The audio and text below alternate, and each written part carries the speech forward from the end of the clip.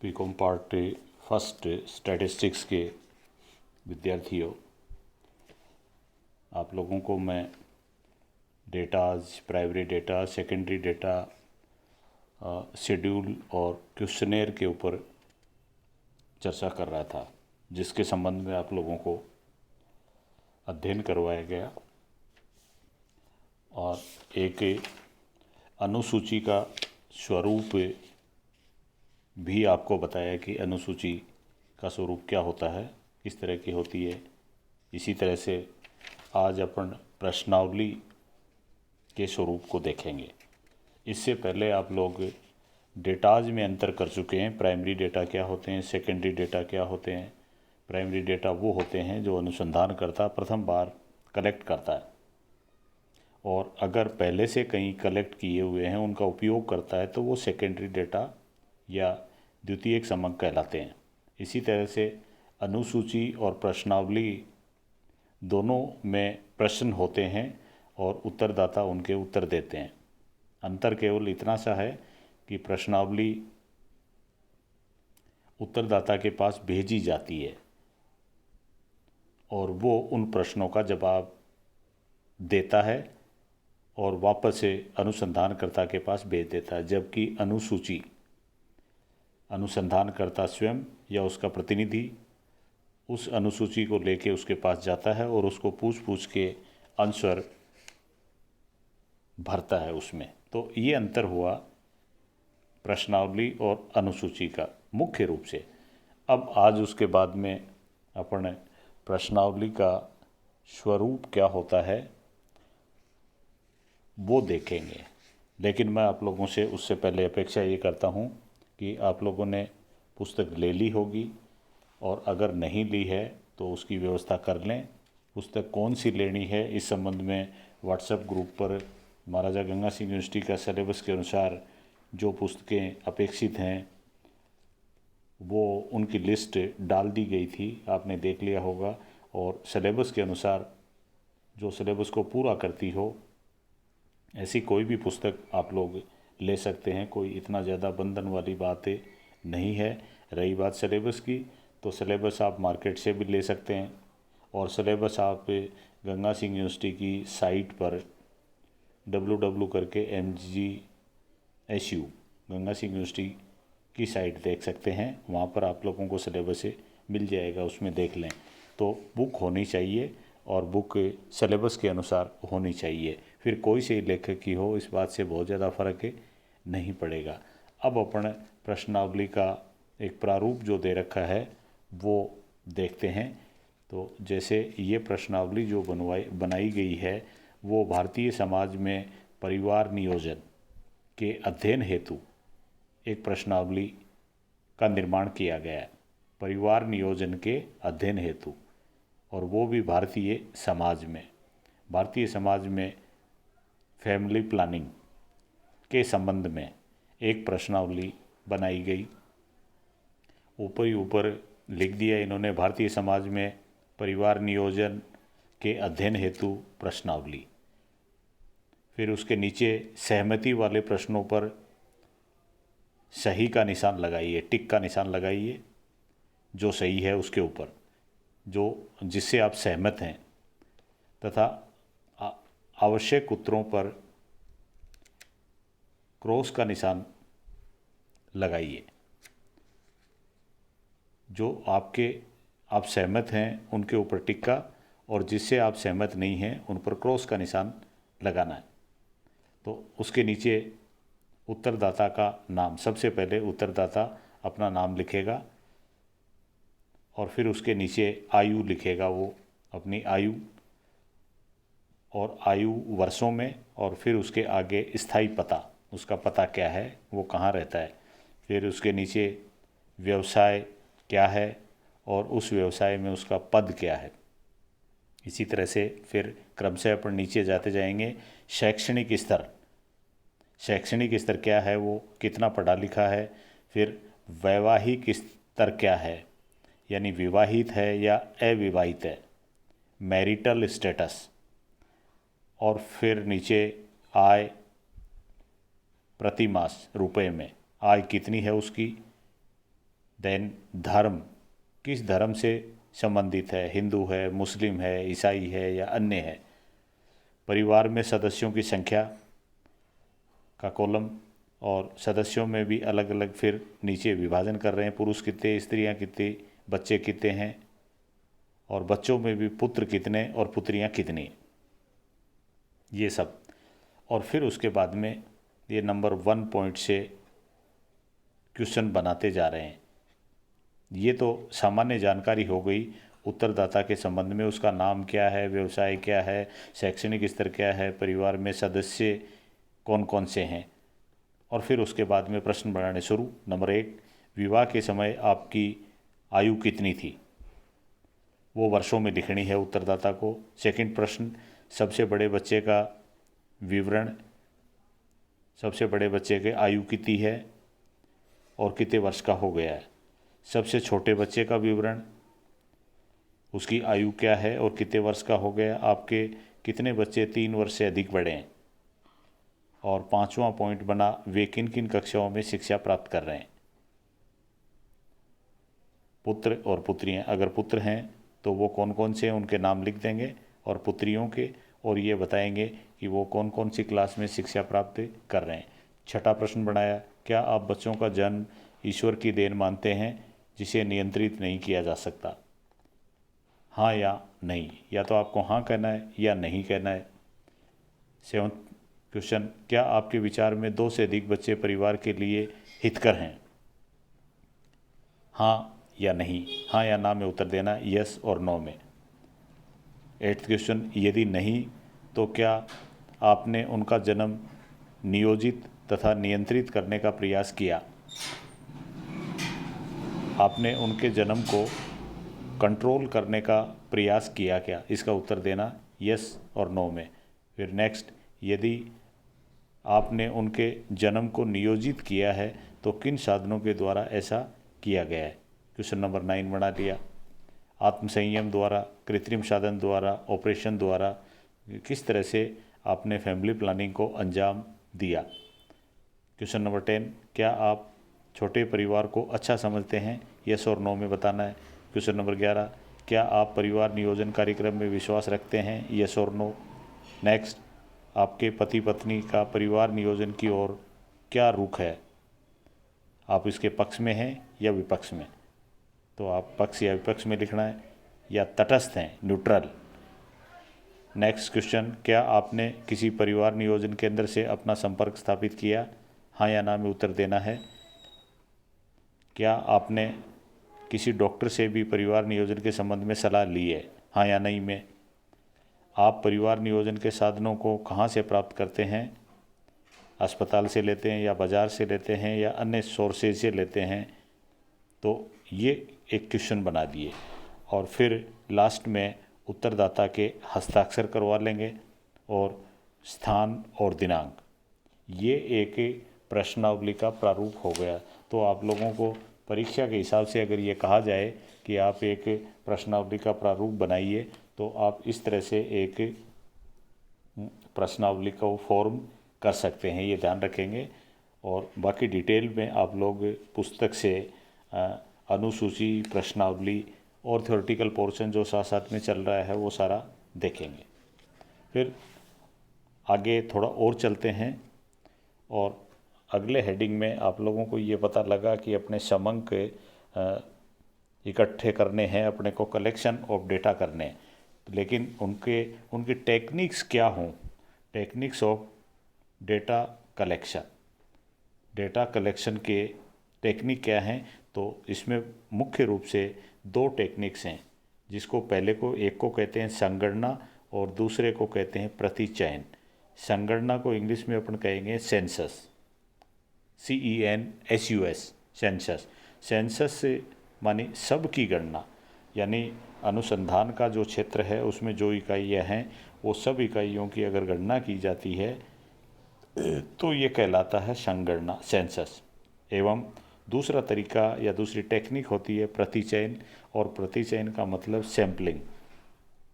समग्र अगर बहुत बड़ा है और सब इकाइयों का अध्ययन किया जाना उचित नहीं है, न ही संभव है, तो सैम्पलिंग के द्वारा भी कुछ नमूने लेके भी उनका अध्ययन किया जा सकता है। तो समंक के कलेक्शन करने के दो टेक्निक्स हुई, सेंसस एंड सैम्पलिंग। संगणना किसको कहें ये देख रहे हैं सबसे पहले अब अपन, क्योंकि अपने को दोनों देखना है कि संगणना क्या है और निदर्शन विधि या प्रतिचयन विधि या सैम्पलिंग मेथड क्या है। संगणना अनुसंधान, समंकों को इकट्ठा करने का पहला तरीका है संगणना अनुसंधान, सेंसस इन्वेस्टिगेशन।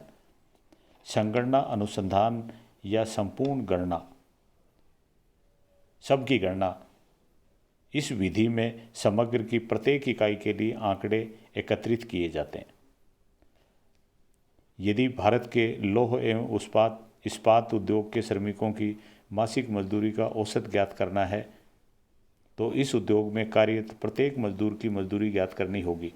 उसके बाद कुल मजदूरी के जोड़ में मजदूरों की संख्या का भाग देकर औसत मासिक मजदूरी ज्ञात हो जाएगी। बड़ा जो समूह है उसको पॉपुलेशन या यूनिवर्स के नाम से जाना जाता है। जो बड़ा समूह होता है उसको पॉपुलेशन या यूनिवर्स के रूप में कहते हैं, जबकि उस समग्र में से चुनी गई कुछ प्रतिनिधि इकाइयों, अगर समग्र में से कुछ का ही चुनाव किया जाए, सबका चुनाव नहीं किया जाए, तो जिनका चुनाव किया गया वो सैंपल हैं, उनको सैंपल के नाम से जाना जाता है। तो दो तरीके हो गए, संगणना और प्रतिचयन या सैम्पलिंग मेथड। अब उसके बाद में आता है कि ये जो समग्र है, समग्र मानी बहुत बड़ा समूह, यूनिवर्स, और उस यूनिवर्स की सब इकाइयों का जब अध्ययन करते हैं तो वो सेंसस कहलाता है। समग्र के या यूनिवर्स के या बड़े समूह के प्रकार क्या हैं, टाइप्स ऑफ यूनिवर्स। उसमें पहला है परिमित समग्र। परिमित, फिनिट आप लोग जानते हैं, जिसका कोई न कोई अंत होता है, वो होता है परिमित समग्र। ऐसा समग्र जिसमें इकाइयों की संख्या निश्चित हो उसे परिमित समग्र कहते हैं, फिनिट यूनिवर्स। और एक होता है अपरिमित, ऐसा समग्र जिसमें इकाइयों की संख्या अपरिमित या अगणित हो, जिसकी गणना नहीं कर सकते अपन, तो उसको कहते हैं इनफिनिट समग्र या इनफिनिट यूनिवर्स। हिंदी में कहेंगे अपरिमित समग्र। जैसे आकाश में तारों की संख्या, तो उनकी संख्या कोई निश्चित नहीं है, तो ये हो गया अपरिमित। पहला हुआ परिमित, दूसरा हुआ अपरिमित। तीसरा है वास्तविक समग्र। वास्तविक समग्र वो होता है जिसकी इकाइयाँ अस्तित्व में होती हैं, वास्तव में इकाइयाँ अस्तित्व में होती हैं। एक विश्वविद्यालय में छात्रों की संख्या या एक प्रकाशक द्वारा प्रकाशित पुस्तकों की संख्या, इसके उदाहरण हो सकते हैं। व्यवहार में वास्तविक समग्र ही होते हैं, रियल। अब जब रियल है तो काल्पनिक भी है, रियल मानी वास्तविक। तो चार तरह के समग्र हो गए, परिमित, अपरिमित, वास्तविक और काल्पनिक। वास्तविक का मतलब जो वास्तव में है, काल्पनिक का मतलब जिनका अस्तित्व नहीं होता, जिसका अस्तित्व नहीं होता। जैसे एक पासे के उछाल के परिणामों के आधार पर तैयार किया गया समग्र काल्पनिक होता है। जैसे ये कह रहे हैं कि एक पासा होता है डाइस, DICE, पासे को उछालें, पासे की 6 साइड होती हैं, उनको उछालें, फिर उनके परिणाम आएंगे उछालने पर। परिणाम यानी ऊपर 3 आया कि ऊपर 4 आया कि ऊपर 2 आया। परिणामों के आधार पर अगर कोई एक समग्र तैयार करते हैं तो वो काल्पनिक समग्र होता है, असल में नहीं होता है, वो एक कल्पना की जाती है। इस तरह से समग्र 4 तरह के हो गए, परिमित, अपरिमित, वास्तविक और काल्पनिक।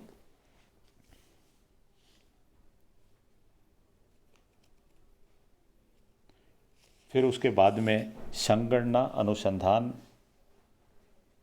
की विशेषताओं के ऊपर आपको अगर कोई कहे कि इसकी विशेषता बताइए, तो इसकी 2-3 विशेषताएं मुख्य मुख्य उन पर अपन चर्चा कर लेते हैं। जब समग्र की प्रत्येक इकाई के लिए आंकड़े एकत्रित करते हैं, ये तो पहली विशेषता हो गई कि समग्र की प्रत्येक इकाई के लिए आंकड़े इकट्ठे करते हैं।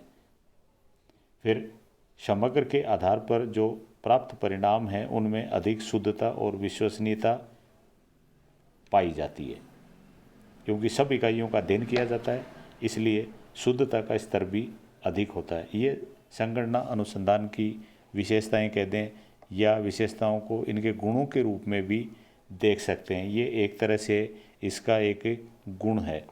अब इसके दोष भी हैं।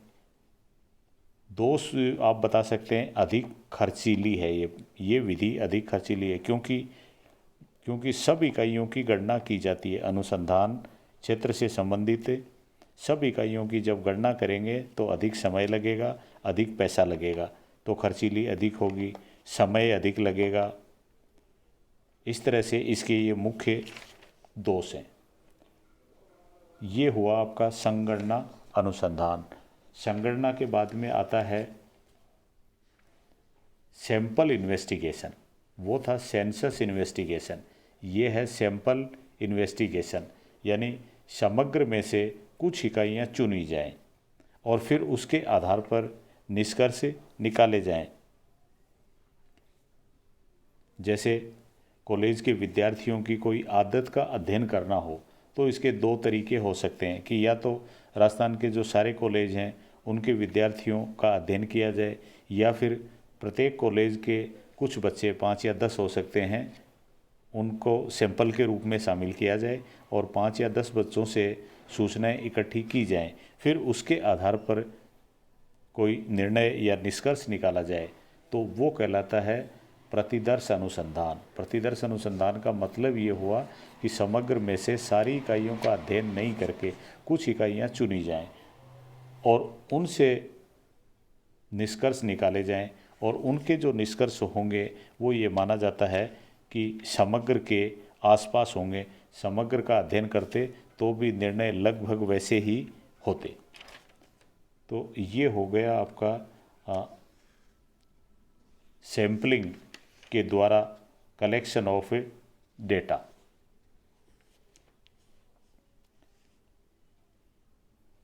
फिर अगले हेडिंग में लेते हैं अपन ऑब्जेक्ट ऑफ सैम्पलिंग। प्रतिचयन, जो सैंपल ले रहे हैं अपन और अध्ययन कर रहे हैं, उसके उद्देश्य क्या हैं, उसमें पहला उद्देश्य बताया गया है कि प्राचल का अनुमान लगाना। प्राचल होता है पैरामीटर, प्राचल का अनुमान लगाना। और इसको आप ऐसे भी मान सकते हो कि सैंपल के आधार पर समग्र के संबंध में अनुमान लगाना। सैंपल के आधार पर समग्र के संबंध में अनुमान लगाना। तो ये पहला पॉइंट है, प्राचल या पैरामीटर का अनुमान लगाना। सर्वप्रथम समग्र में से एक प्रतिदर्श का चुनाव किया जाता है और प्रतिदर्श के लिए आंकड़ों का संकलन करके उसका विश्लेषण किया जाता है। विश्लेषण के द्वारा प्रतिदर्श के बहुत से सांख्यिकीय माप, जैसे जो सैंपल लेंगे उनके फिर सांख्यिकीय माप निकालते हैं, स्टैटिस्टिकल मेजर्स, जैसे समांतर माध्य, मध्य का प्रमाप विचलन आदि का परिकलन किया जाता है। प्रतिदर्श के इन सांख्यिकीय मापों के, प्रतिदर्श के यानी सैंपल के आधार पर ये जो सांख्यिकीय माप निकाले, सांख्यिकीय माप कौन से, समांतर माध्य, मध्य का प्रमाप विचलन आदि, इनको प्रतिदर्शज कहते हैं। इनको कहते हैं प्रतिदर्शज, स्टैटिस्टिक्स कहते हैं। यानी सैंपल के आधार पर आपने जो गणनाएं करी हैं, जो माप निकाले हैं, वो कहलाते हैं स्टैटिस्टिक्स।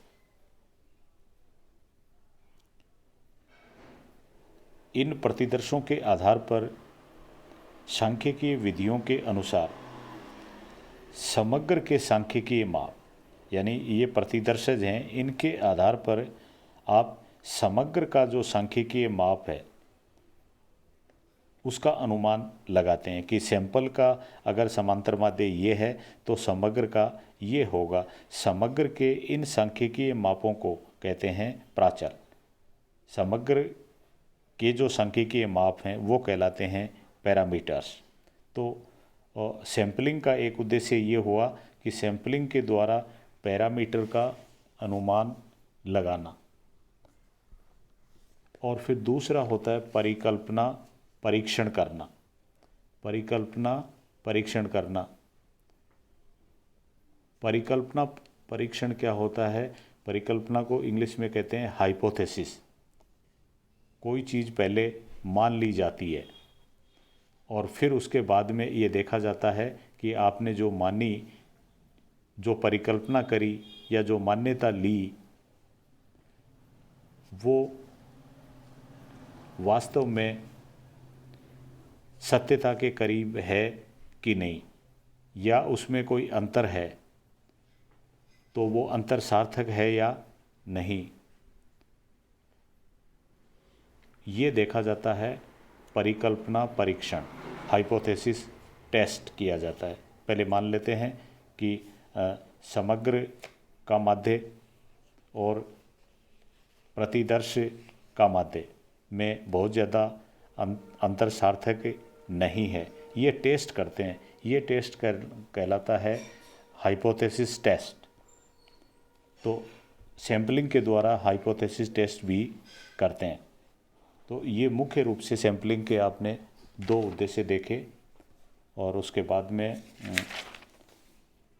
अगले लेसन में अपने सैंपलिंग के मेथड्स पढ़ेंगे, मेथड्स ऑफ सैंपलिंग, कि सैंपल जो समग्र में से लेते हैं वो किस तरह से लिया जाए ताकि